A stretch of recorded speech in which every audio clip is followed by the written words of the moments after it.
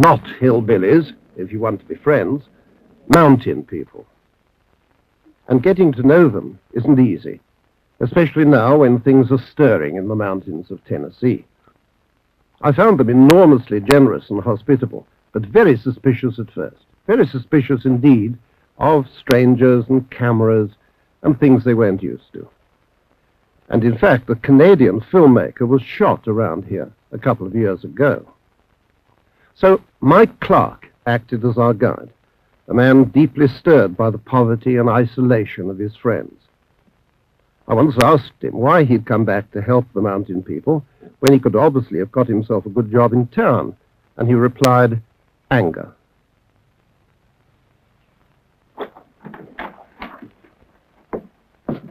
This is my house. It's used to be a coal camp here, but it's all deserted now. It's very quiet and peaceful around here.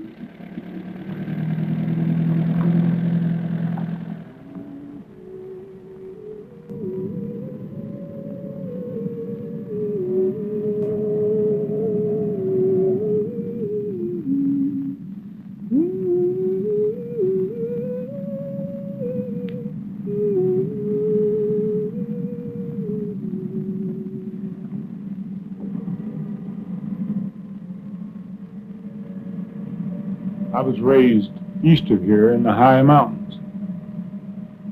I went away to college for a few years. People came into these mountains 200 years ago, and they were Scotch and Irish and English. They were looking for freedom and independence. And in many ways they found it. It was a good life, a hard life, but a good one.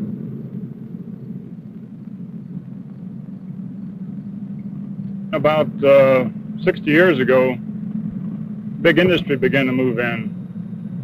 The railroads, coal companies, the timber companies. Most of the mountains now are owned by big business, by the Rockefellers and the DuPonts and the Mellons, and by the federal government. And the people don't have much at all. We in many places don't own much land. Take Sammy Branham, for example. He's a small farmer. He owns about 20 acres, and he works very hard, but he's just barely able to get by. There are 10 million people scattered through the hills and the valleys of Appalachia, an area roughly the size of Britain. And these mountains contain the largest concentration of poor whites in this country. Delmer Branham is another one. He's a sharecropper. He doesn't own any land at all. He raises corn and tobacco. Well, I wouldn't say it would get any better, but I don't see how it could get any worse. Low income is not what we are. We're poor people. I think low income is people that maybe has a way of just getting by, but poor people is the ones that don't know where the next dollar's coming from. I feel like that I'm just about as low as anybody in this county or any other county. I don't have a home, and also I've got a large-sized family, and I don't have no job, and I don't have no income other than maybe a little tobacco crop or something. I'd say approximately, well, all the way total, say what I call take-home pay, $800 a year. This is a friend of mine who lives nearby, David Davis. He also rents his land. Although he looks very mild, he's a pretty tough man. He's the kind of man you want on your side in a fight. That I were talking to a man that would be called a middle-income man. He had a farm. He had his own house. He had a school bus that he was driving for the county. And I was working trying to help some poor people. And he told me that He said, you can't help them people. And I said, why can't you help them? He said, they won't help themselves. He said, they won't work. I said, how do you know that these people won't work? He said, because I can't get them to work for me. And I said, how much are you offering to pay these poor people? He said, $4 a day. And I said, $4 a day from sunup till sundown on the farm? He said, yes, that's right. I said, hell, that's slave labor. No wonder nobody won't work for you.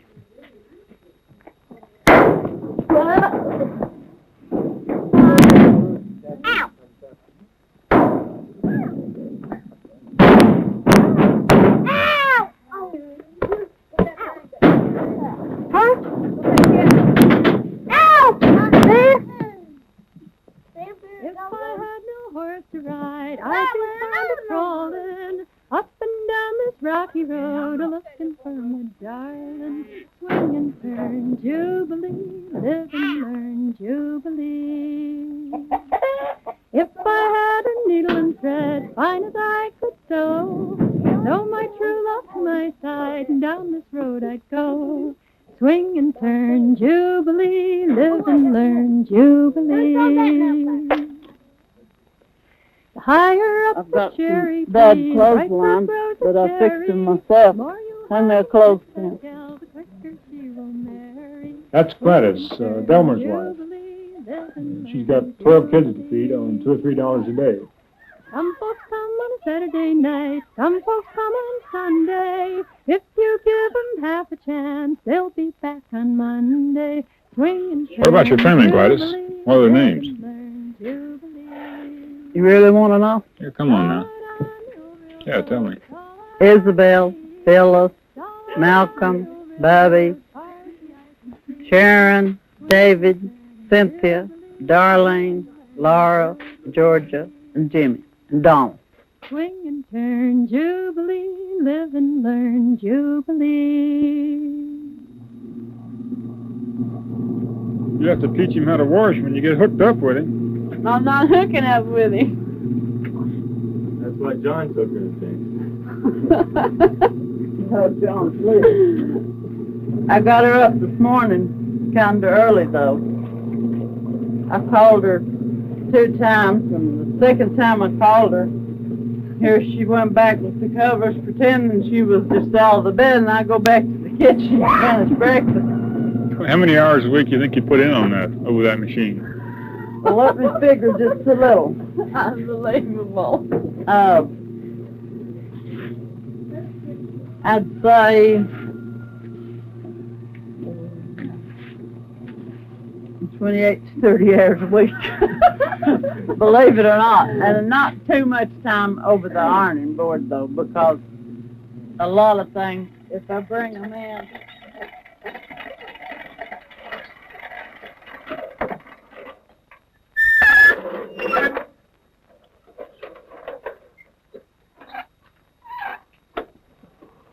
Were your kids born in a hospital or were they born at home? had 5 born at home and 7 in the hospital. What did it cost? $35 each for the ones in the home, except one. And it was one evening, just about supper time, I told Delmer he better go get the doctor. So he goes into town after the doctor, and the doctor hadn't eaten supper, and he said, will I have time to eat supper? And Delmer said, oh, yes, go ahead. You got plenty of time. And while he's waiting for him, then Malcolm was born, and here he come in 30 minutes later and got everything fixed up, and he only charged $25 that time. He knocked off 10.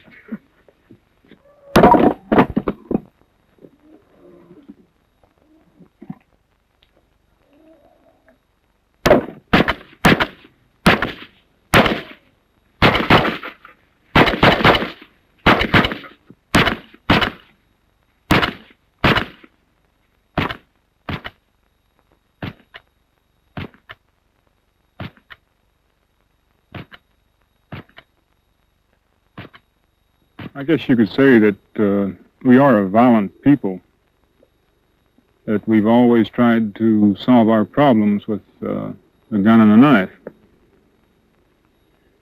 Finally, they got him in court. And they swore a false statement again on him, swore a lie against him to try to convict him. So he beat the case, and he had a sister that was there in court with him, and she had a .45 automatic in her purse. And when the trial was over, the policemen was not the first ones to come out of the courthouse. So him and his sister walked out on the courthouse lawn, a few steps away from the door. And when he taken his sister's purse, and when the two policemen walked out of the door onto the steps, he shot down both of them right on the steps. You remember we passed through a little community several days ago called Davidson. Well, that, in 1932, was the scene of a very vicious coal strike. And my neighbors who were involved in the strike tell about a man named Barney Graham. The strike was on, and Barney was one of the leaders. And the company brought in 2 gun thugs to kill Barney, and everyone knew it. One Sunday morning, Barney was on the way to get a doctor. His wife was sick. And they caught him in Main Street and shot him down. He always carried a pistol, and he tried to use the pistol, but one of the bullets had hit him in his arm, and he couldn't use the pistol. So he told them, I guess you've got me, boys. And they pistol whipped him and killed him on the main street. And they were gambling in this nightclub, and his brother got in a fight with a man, and they got down on the floor fighting. And Roscoe thought this guy was going to kill his brother. I think maybe the guy had got a knife out of his pocket. And he shot this man on top of his brother with a .45 automatic, and it went through the guy and hit his brother and killed him, killed both of them.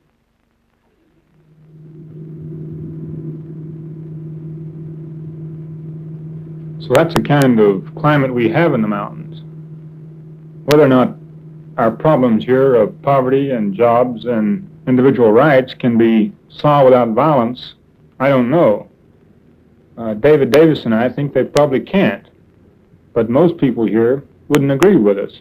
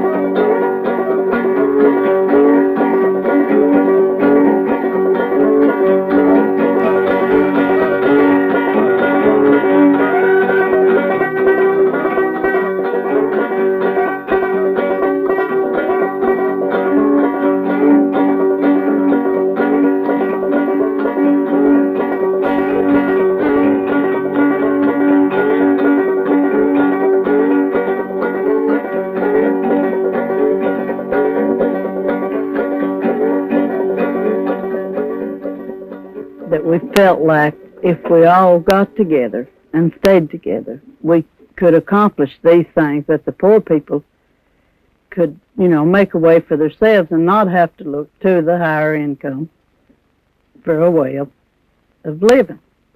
If you can get enough of these low-income people, poor people,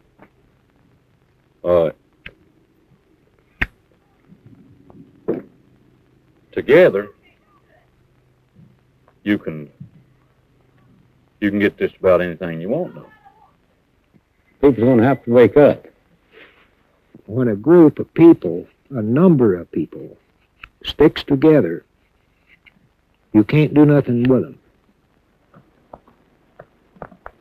There are all kinds of schemes in this country for eliminating poverty, and the federal government spends billions of dollars every year. But most of it goes into the pockets of the bureaucrats and the local politicians. Very little of that money ever gets down here to the poor people. All just once a year they come around and promise, or 2 years when they're elected, they come around and promise these things, but when they get in the office, they never do anything about it. Same thing over again. How about these government programs? Well, they never do get to the poor man. That's my judgment. It all winds up in the big man's hands, about 90% of it, and the little man gets about 10. I never seen them with it except at election time. There was few of them come around. You think they care about what happens to people around here? Well, no, they really don't care what happens to the people, but they're really upset that people are getting together and trying to do for themselves instead of running to them for everything. C. Oh, B. B. C. No, it's C, all right. That's right. A. F. T. C. No. D. Q. Q. Yeah, you know that, don't you? R. R. Ready? A. No, it's A. O. It's S. S. Y. Gotta tell you your last name. Y. Get into it. What is that now?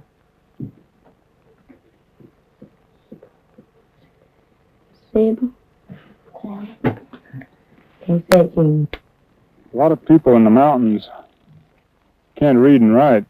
The teachers won't work with them. The teachers are willing to work with the rich kids, or the kids they think have got potential, or the ones they think that's going to college. But not the poor kids, not the kids that don't have anyone to push them along or to help them. You slipped up on it that time. Now just pull that right there.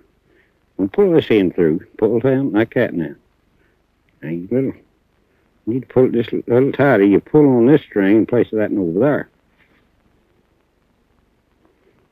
That's the one that tightens it back in this too.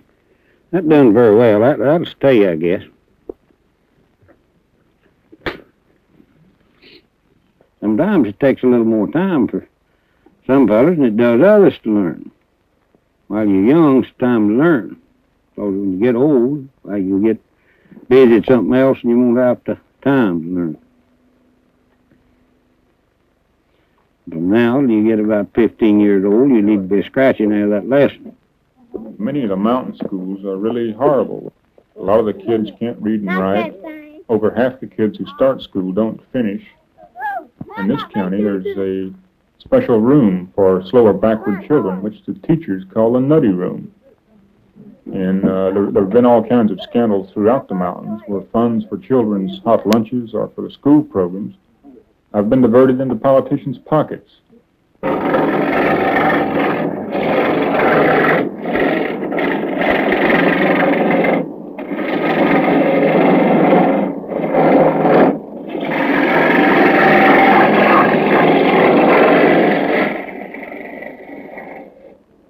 Recently, some of the people here got together and agreed that they wanted to raise some money to help in the community. So the men thought they would make rocking chairs for sale, and the women would sew handmade quilts. This looks like a small beginning or a small thing, but for the mountains, it's awfully important, because the people decided that no big shot or no federal government is really going to help them. If anything's done, they'll have to do it themselves, and they're going to stand up and defend their rights. I feel that the white people has learnt more in the past few years from the colored people than they ever learnt in the past 200 or 300 years. That the black people has proven to the world that a man has to fight for his freedom. A lot of people don't believe in violence. I don't believe in violence unless it's necessary. The government, they say they don't believe in violence, but if necessary, they'll declare a war against another country. So that's the same thing, that they're fighting for the freedom of the country. So the poor man is going to have to fight for his freedom.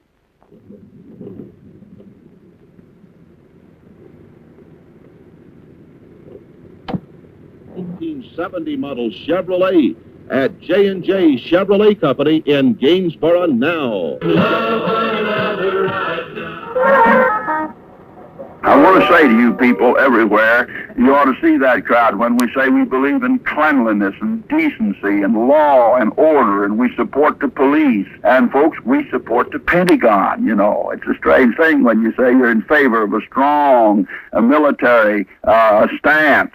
I want it on the record, and I want everybody to know that this fundamental preacher, understanding what the Bible says about evil and how it moves in on aggression, I'm in favor of our having the strongest military establishment that the world knows anything about.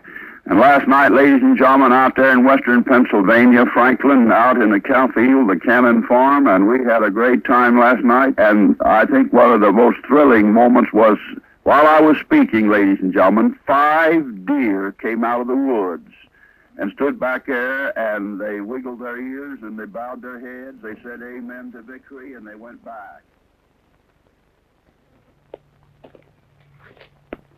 The question I keep asking is, do we have enough time? I think people all over the country are talking about chaos and an end to the American way of life.